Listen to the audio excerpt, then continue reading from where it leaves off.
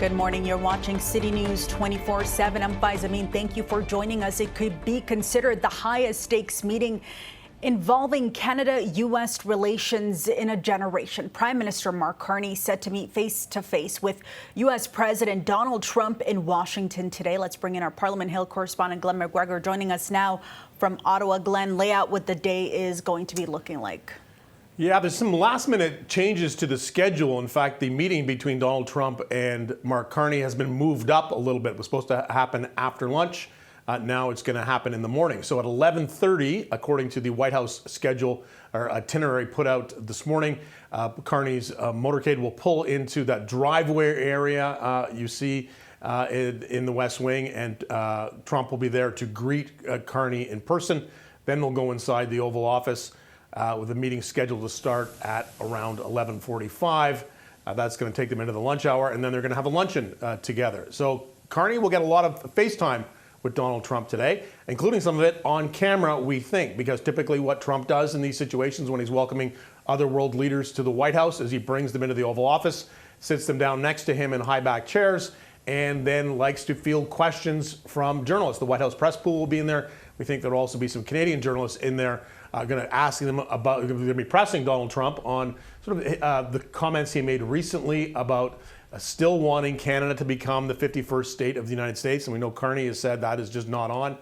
He says that Trump must have approached this negotiation about the trade and tariffs with a degree of respect and respect for Canada's sovereignty. So that's going to be a tricky one for Carney to navigate. He may have to kind of sit on his hands. It's also interesting to think that, you know, Carney is a trained economist. He's been the central banker in 2 G7 countries, knows economics pretty darn well, whereas Trump seems to have, seems to struggle with sort of basic concepts in economics. So I think Carney has to be careful in that conversation about tariffs and the effects they're going to have on both the United States and Canadian economies, that he doesn't try and show Trump up a lot. Undoubtedly, the Carney and his advisors have been studying how other world leaders did in this situation.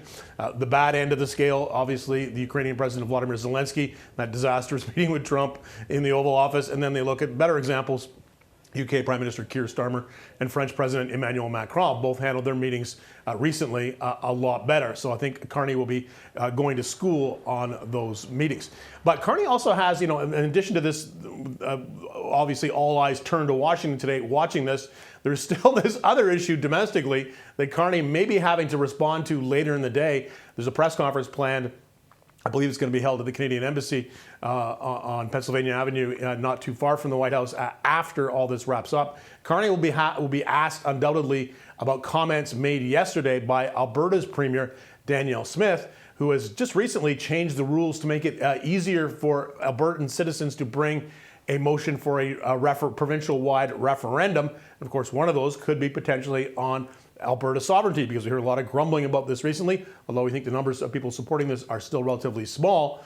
Smith said she does not intend, at least not intend, to have her government bring any kind of sovereignty or separation referendum, but she says she thinks it could happen in the next year, especially if Ottawa doesn't meet a long list of demands that she has created and intends to present to Prime Minister Carney. Of course, all this happening just the night before this visit. But let's take a listen to what Danielle Smith had to say.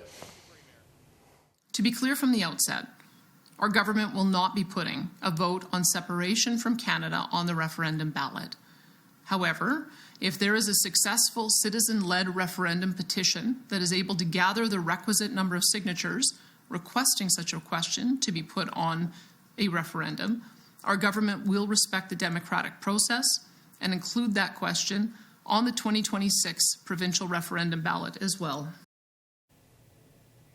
So Mark Carney wanted this job. He knew it would be difficult, and today he's meeting with someone who is the most powerful man in the world, the leader of the United States, at the same time having to keep his eye back home on what is a bubbling, brewing potential sovereignty issue in Alberta. So difficult days ahead for Mark Carney. He's going to be busy getting me on the phone, at least to Alberta, we think, to talk about this further. But right now, Faiza, everything focused on that meeting coming up in a little over 90 minutes from now.